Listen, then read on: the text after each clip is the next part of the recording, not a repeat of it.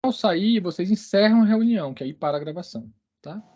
Eu vou deixar Tá. aqui e vou sair. Aliás, eu posso sair, tá bom? Pode sair? Tudo bem. Não, eu não vou encerrar a reunião, vai seguir a reunião, eu vou só sair da reunião, caso eu precise sair logo, viu? Mas 7h30 em ponto eu deixo vocês. Enfim, gente, vamos, então só dar início aqui, eu queria só cumprimentar aqui a banca, a doutoranda Regiane Martins Viegas e a mestre professora Fernanda Moreira, agradecendo mais uma vez a Diana Karen, que agora vai defender a sua especialização. Diana já é mestre pela FAUNB. Agradeço, Diana, o convite para ser seu orientador. E você tem 15 minutos para apresentar, em seguida a banca faz sua arguição. Tá? Pode ficar à vontade aqui para fazer o compartilhamento da tela aqui no Teams.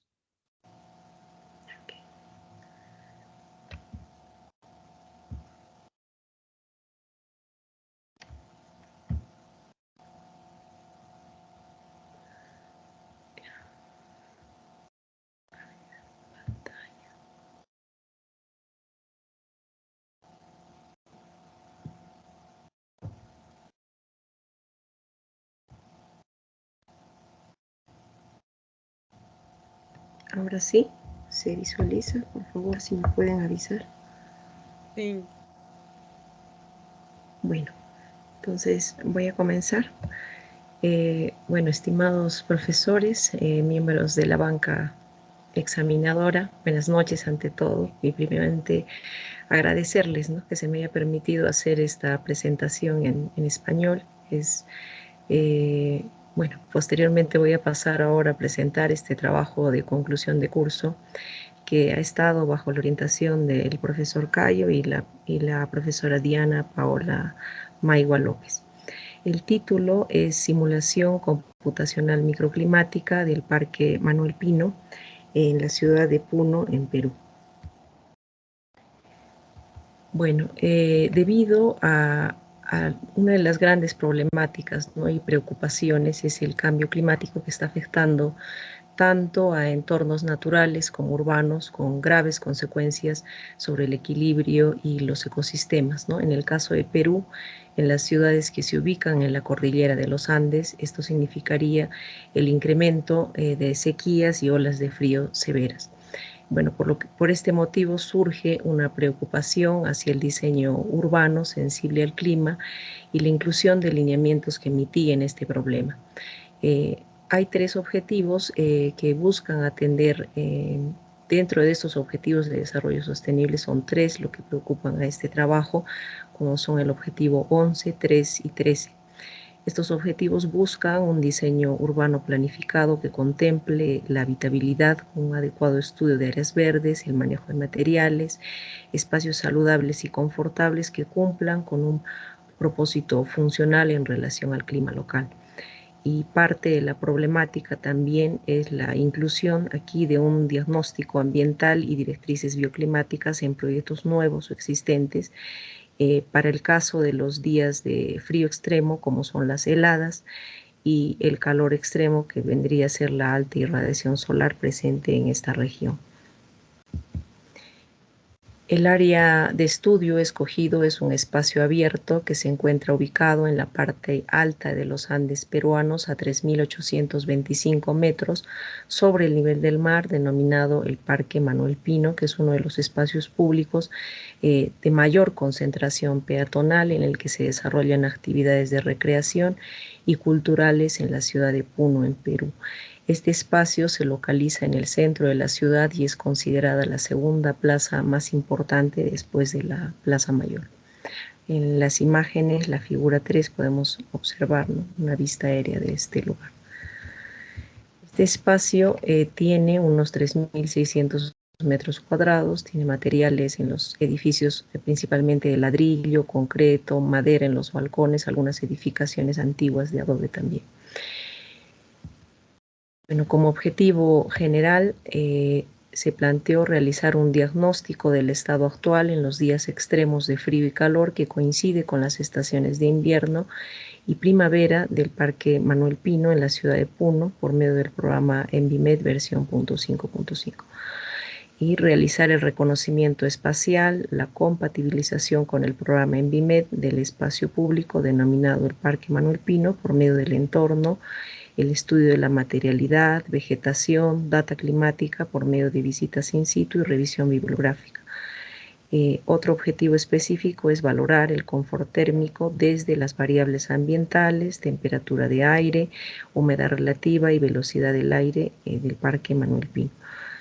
Finalmente, comparar el desempeño ambiental del espacio abierto en las estaciones de invierno y primavera que corresponden a los días extremos de frío y calor.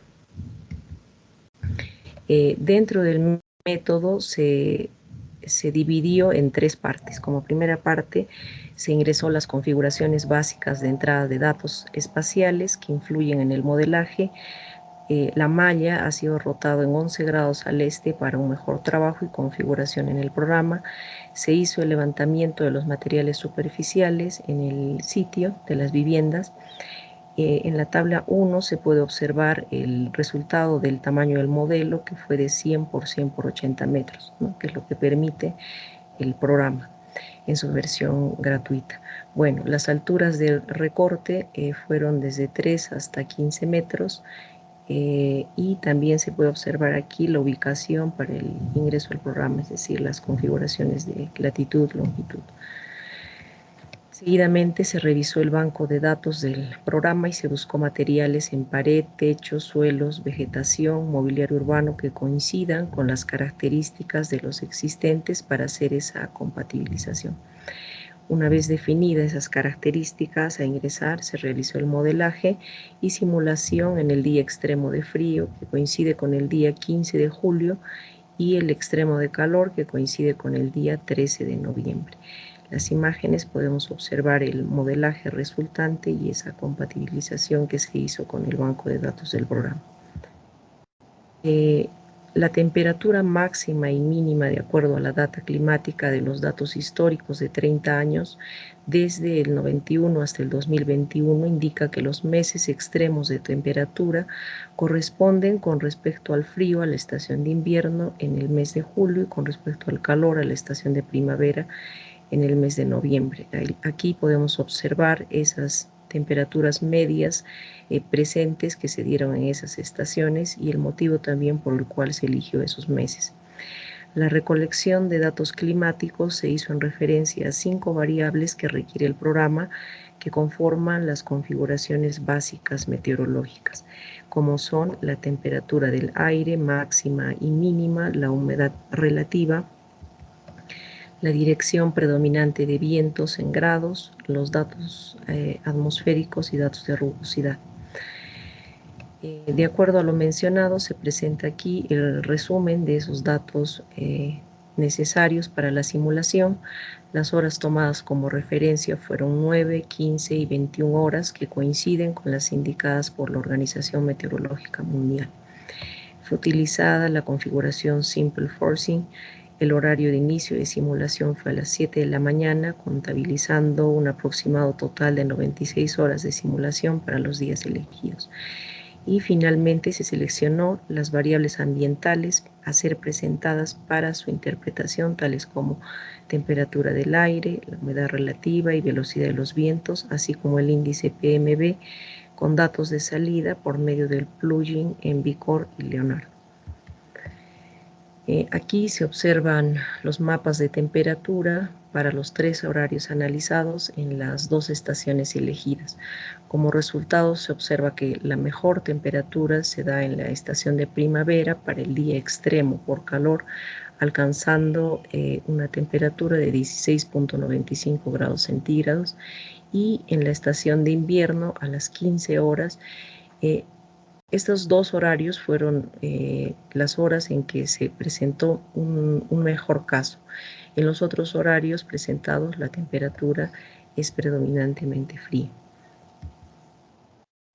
Para el caso de la humedad relativa, se observa que la humedad relativa más baja está en la estación de invierno.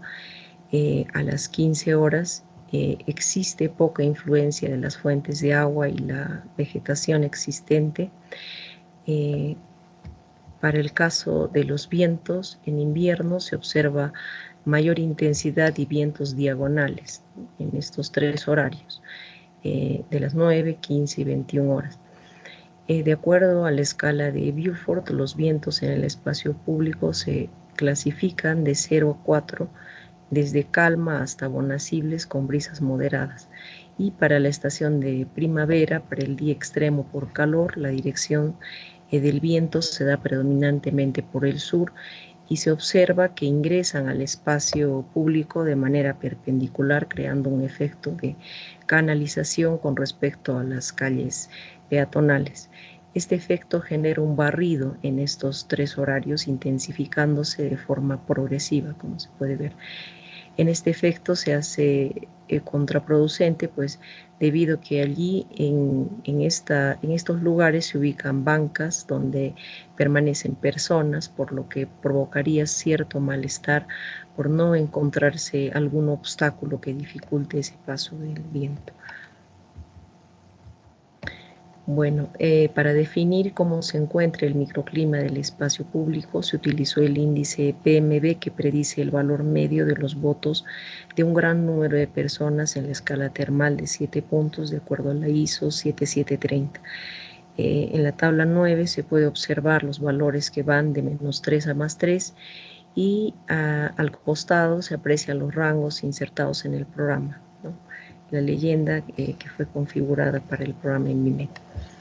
El programa considera variables personales, psicológicas, tiene como parámetros de referencia a un hombre de 35 años de edad con una altura de 1,75 y peso de 75 kilos.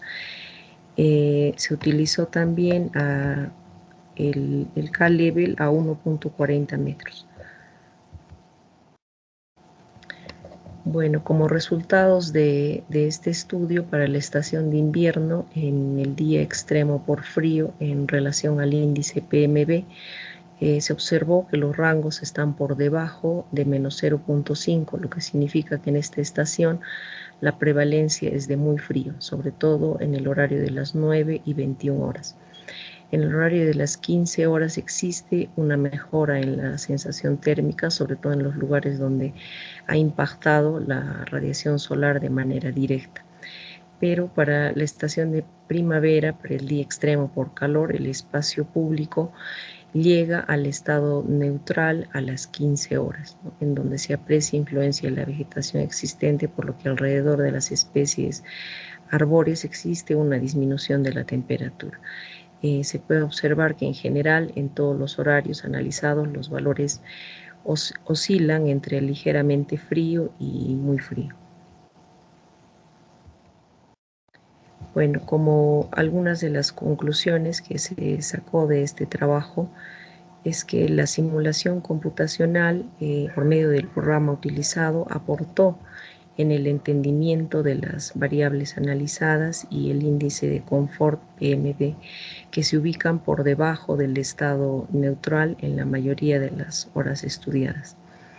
La presencia del arbolado influyó dotando de mayor humedad relativa, pero tuvo poca influencia como refugio de la radiación, sobre todo en la estación de primavera y el día extremo por calor. El espacio público presenta una oscilación térmica de 10 grados centígrados que va de menos a más de la estación de invierno a la de primavera. Y es necesario el manejo de la velocidad del viento de modo que se disminuyan esas velocidades, ya que en la estación de invierno va de 0.01 metros por segundo a 7.19. ¿No? Este cambio es un poquito brusco, lo cual resulta contraproducente para las personas que guardan estadía. Las posibilidades de mejora en la estación de invierno se dan por medio del control de vientos, y en la estación de primavera sería por medio del manejo de la vegetación que ayude en la mitigación del calor y proporcione sombra. Sería recomendable también hacer un estudio microclimático por medio de simulaciones térmicas para las demás estaciones del año y poder observar el comportamiento que presentan para definir propuestas de mejora y atender también a las necesidades de permanencia de las personas y comunidad en relación al espacio público. Bueno, aquí se observan algunas referencias bibliográficas tomadas en esta investigación. Eso sería todo. Muchas gracias por su atención. Obrigado, Diana. Fica com a banca aí, tá? Agradeço. Boa noite, pessoal. Boa noite, Obrigada, tchau. professor. Fer, você pode falar, por favor? Posso? Foi uma satisfação participar da banca do trabalho da Diana. A gente se conheceu em 2019, aí depois veio pandemia, né? Todo mundo sumiu, mas eu acompanhei o trabalho dela desde a qualificação, então já tinha essa aproximação, né, com o tema, com esse recorte de estudo que ela escolheu, né, trabalhar o país dela. Eu lembro que ela comentava no mestrado que não tinha tantas pesquisas, né, voltado ao entendimento sobre conforto, né, sobre todos esses aspectos climáticos e essa abordagem, né, das praças, ela tem muito a ver com o que a gente pesquisa, né, a cara do LACUS, esse tipo de pesquisa. Então, achei muito alinhada a escolha do tema, né, em relação a esse contexto do nosso laboratório de pesquisa, e dando continuidade, né, a tudo que ela desenvolveu dentro do mestrado. Então, isso acabou bem enriquecedor, né? Sobre pontos específicos, assim, sobre a modelagem, sobre os softwares utilizados, eu tenho algumas perguntas. Então, logo na introdução, você explica que foi usado o EnViMAT, né? Então, a gente sabe que ele é o melhor software, né, para essa análise do espaço aberto, do espaço público.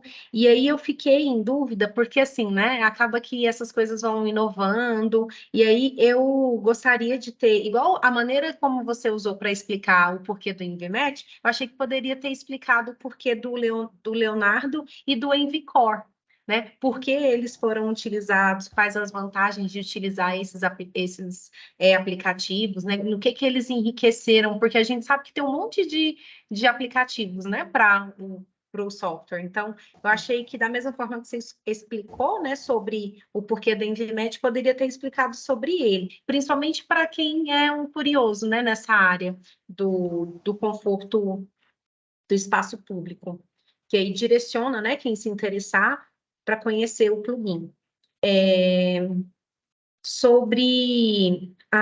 Continuando também sobre essa parte da modelagem, né, e dessa coisa da saída de dados, aliás, da entrada, né, porque foi escolhida essa opção do Simple Forcing, que você colocou lá, que ela foi uma configuração específica, né, para obter, para colocar essas informações. Então, eu também senti falta de uma explicação, porque eu acho que a gente tem várias opções, né? Então, da mesma forma, mais nesse intuito do leitor poder se apoiar no seu trabalho, assim, para ele, de repente, entender como que essas informações funcionam lá.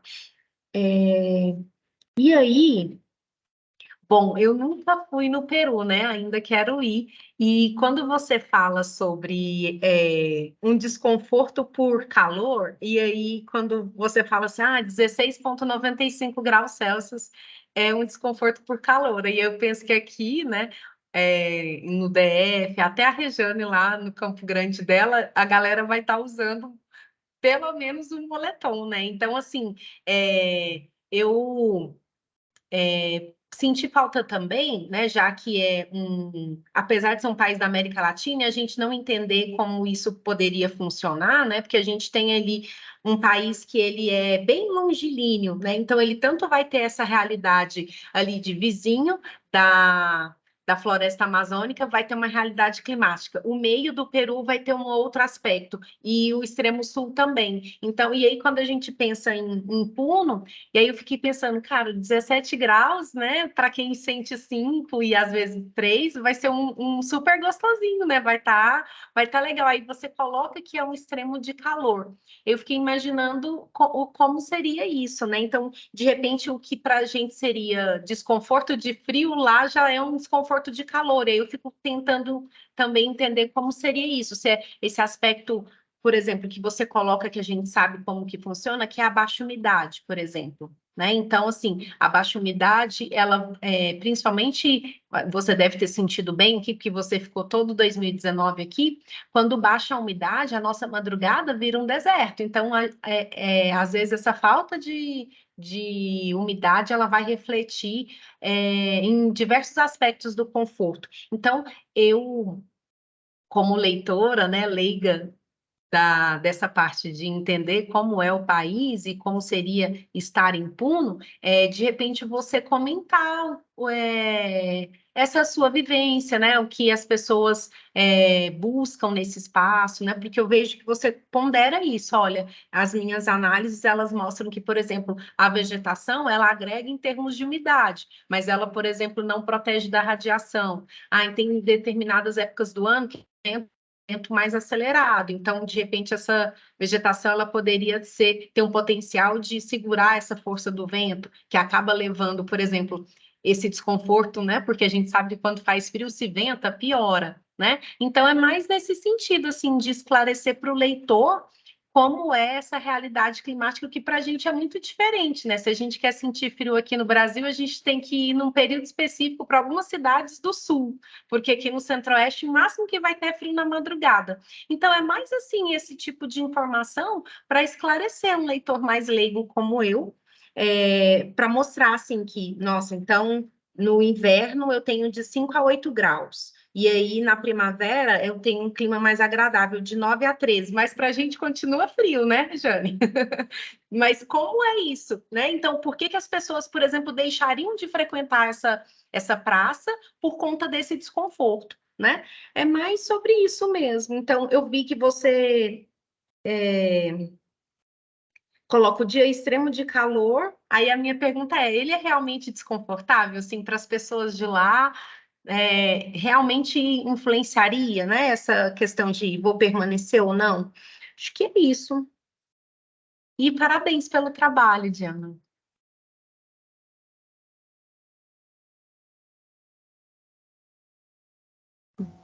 Muchas gracias, gracias, Fernanda.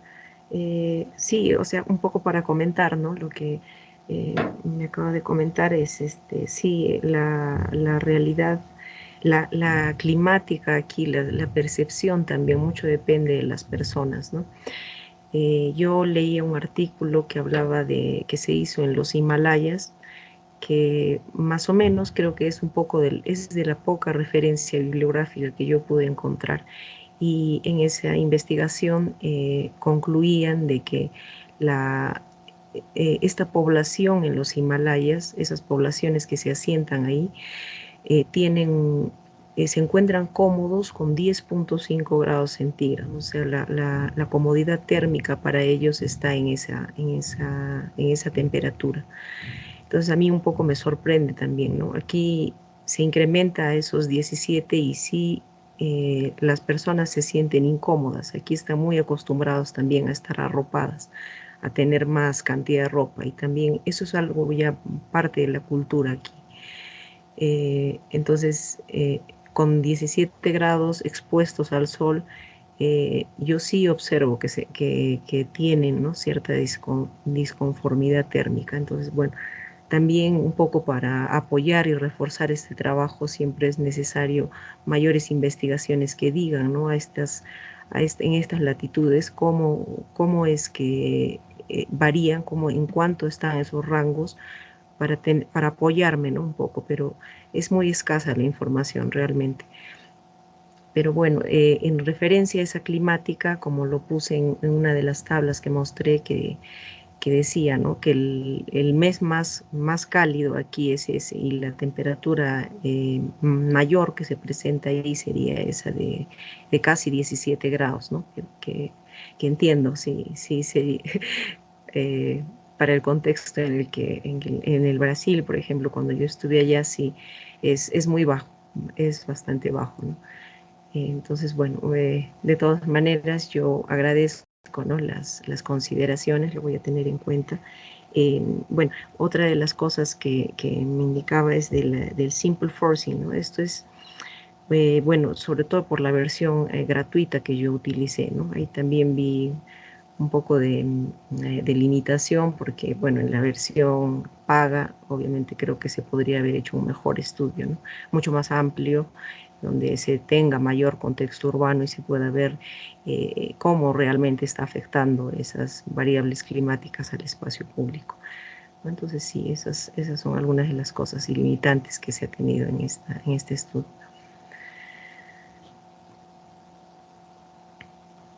Obrigada, Diana. Você quer falar mais alguma coisa, Fernando?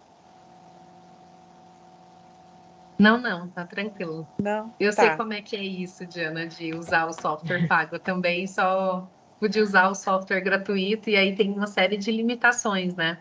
Sí. Sí, Faz sí. parte.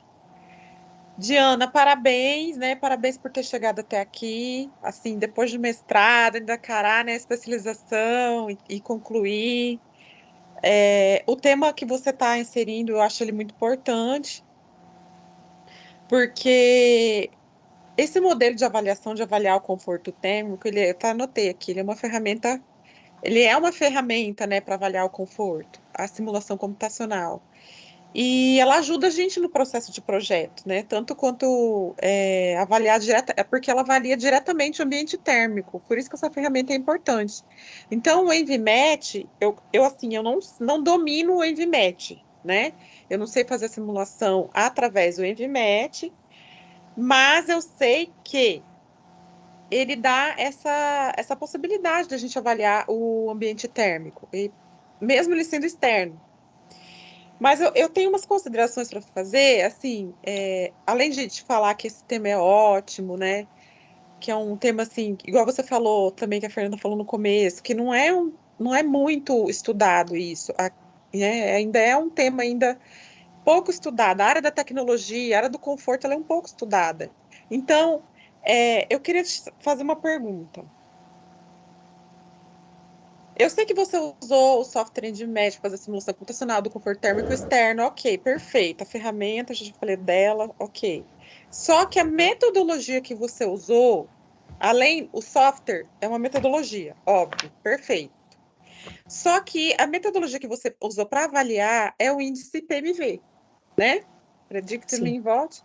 Só que você mesmo diz no seu trabalho, lá na página 13, que...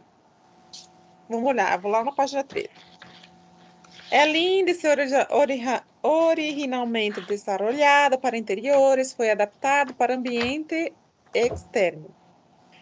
Então, você está dizendo o quê? Que esse índice, originalmente, foi desenvolvido para ambientes externos, para ambientes internos. Só que ele foi adaptado aqui para ambiente externo. O PMV, né, originalmente desenvolvido por Fanger, lá em 1900 e bolinha lá, né, de acordo com o 7730, ele realmente foi feito para ambiente interno. Eu queria entender por que você fez ele para ambiente externo, porque não se usa o índice de PMV para ambiente externo. Apesar de que existem algumas pesquisas que algumas pessoas usam, mas ele não é usado para ambiente externo. Você poderia ter usado o índice PET, que é para área externa, ou o TCI, que é o TCI é Índice Universal de Clima Térmico. E o PET é temperatura fisiologicamente equivalente. Então, o TCI, por exemplo, ele é válido em todos os climas, estações e escalas. Né? Então, dá para você ter usado ele. E para calibrar ele lá para o seu clima. Por quê? Porque o PMV... Eu já vou deixar você falar, peraí. O índice PMV para ambientes internos, ele é limitado para a velocidade do ar. Por que a gente não usa ele para o externo? Porque ele é limitado para a velocidade do ar até 1 metro por segundo. Você encontrou lá a velocidade do ar, né? Que você fala que é a velocidade do vento, a velocidade do ar, você encontrou, eu nem lembro que eu notei aqui, bem alta. Bem alta. Então, ele não cabe esse método nessa avaliação externa. Ele não cabe. Você teria que trocar ou pelo índice o TCI ou pelo PET. Aí você teria que calibrar ele para o seu clima. Que daí já surge um outro negócio aqui que eu ia falar para você. Mas me diz aí sobre o PMV, por favor. Sí, justamente yo viendo inclusive algunas de las exposiciones que se hicieron en la UNB, sí tenía conocimiento del índice PET. Inclusive, sí tenía entendido de que este índice es más recomendado para ambientes externos, no exteriores. Entonces sería lo más conveniente.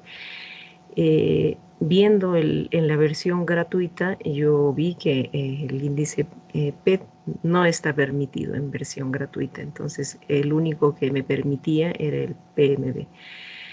Bueno, entonces yo lo coloqué para que, para tener una referencia, no ver cómo sale en estas condiciones, porque también ya había visto algunos artículos que utilizaban el PMB para ambientes externos, porque yo leí algunos artículos que también lo han utilizado, entonces en referencia a eso yo lo puse en esta investigación.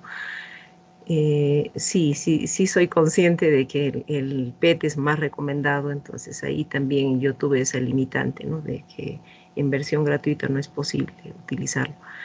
Bueno, no pude comunicarme, no recuerdo el nombre se sacó una tesis inclusive en la UNB de una de nuestras colegas, no recuerdo el nombre, pero ella hizo toda su tesis de maestría, ¿no? Ejemplificando este índice PET.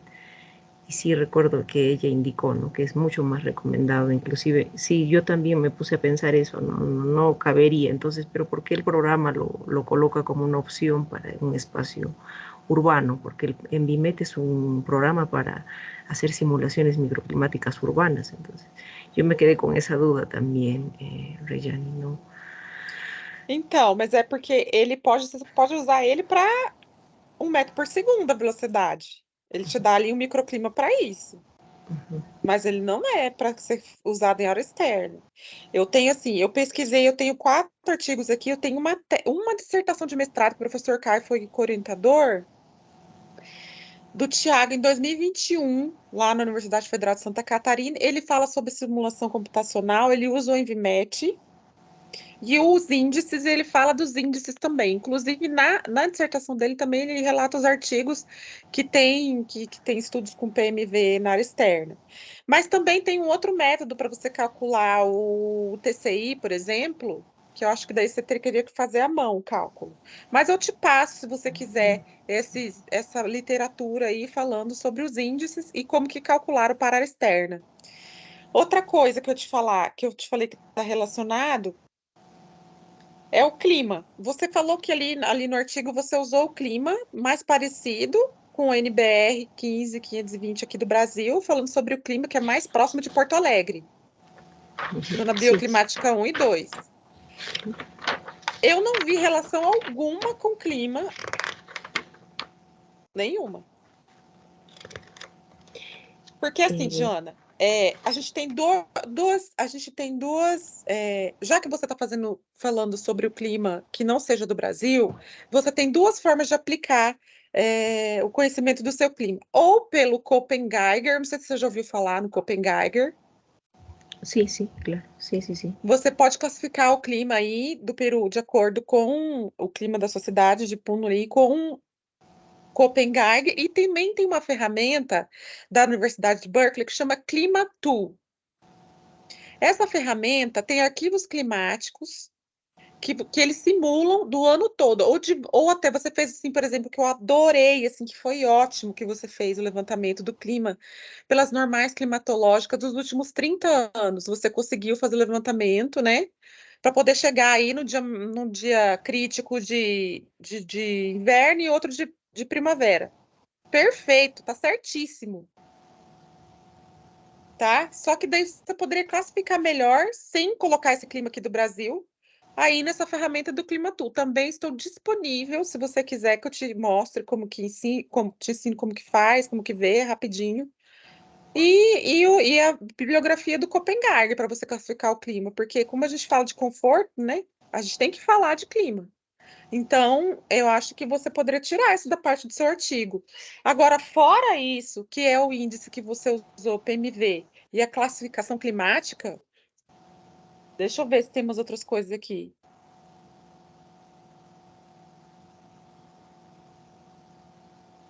Tá perfeito seu artigo. Fora isso, tá perfeito seu artigo. Aí, só outras coisas que são coisas mínimas, bobas. Por exemplo, as imagens estão com ótima qualidade, mas assim, as legendas dos textos das imagens estão ilegíveis. Sabe? Essas coisinhas pequenas, assim, que não faz interferência. E o título? Vamos lá no título, mas você fala para mim no objetivo geral aqui, ó. O objetivo dessa investigação é realizar um diagnóstico do estado atual em dias de calor e frios extremos, que coincidem com a época de inverno e primavera do Parque Manuel Pino. Mas é o que você está estudando aqui? É o conforto térmico? Então, você tem que falar que é o conforto térmico. Eu acho que o seu título, Simulação Computacional Microclimática do Parque, ok, você está fazendo simulação computacional microclimática do parque, mas o seu objetivo principal não é a simulação computacional microclimática. A sua objetivo geral, que é o que você está me falando aqui no texto, é investigar o conforto térmico. Então, eu acho que caberia você colocar no seu título, investigação do conforto térmico por simulação computacional microclimática do parque, tal. Eu não sou crítica com esse negócio de título comprido, não. Eu só acho que você tem que colocar o que você quer aqui no seu título. Não é só simulação computacional microclimática. Esse não é o principal foco do seu trabalho. E lá no final do resumo, a sua última frase está assim: conclui-se que a avaliação do microclima urbano é necessária para a tomada de decisões e estratégias de melhoria. Mas do quê? Você tem que continuar falando. Conclui-se que a avaliação do microclima urbano é necessária para a tomada de decisões e estratégias de melhoria do conforto térmico da primavera e do inverno. Você tem que falar do que e quando. Você morreu ali, estratégia de melhoria. Pá! Faltou ali complementar, entendeu? É só isso, Diana, é só isso. Mas essas coisas que eu te falei, eu vou anotar na sua ficha de avaliação. Tá gravado aqui, o professor Caio tá gravando. E você vai receber essa ficha de avaliação com as anotações. A Fernanda também, a professora Fernanda também está fazendo as anotações dela. E tudo isso a gente vai te passar, tá? Você não precisa se preocupar em ficar anotando. Mas o resto tá perfeito. Que barulho foi esse? A professora Mágoa, a professora, sua orientadora, tá entrando. Sim. Então, Diana, o principal que eu vejo é isso mesmo, sabe? É o índice PMV, é o título, e você só complementar aqui o seu resumo. O resto está perfeito, a estruturação do seu artigo está ótima, introdução, método, resultado, conclusão, tá perfeito. É só isso mesmo, só essas observações poucas. Tá bem? Está muy bien, muy claro. Gracias, muchas Você gracias. quer falar mais alguma coisa sobre isso? Obvio, bueno, nada, solo agradecerles mucho esta oportunidad y que me hayan permitido también hacer esta exposición en español. Bueno, un poquito me ha faltado esa mejora, ¿no? del portugués. Muchas gracias, más bien, solo por eso. Nada más. Eu que agradeço, Diana, agradeço imensamente a oportunidade de estar fazendo parte da sua banca. Muito obrigada pela confiança.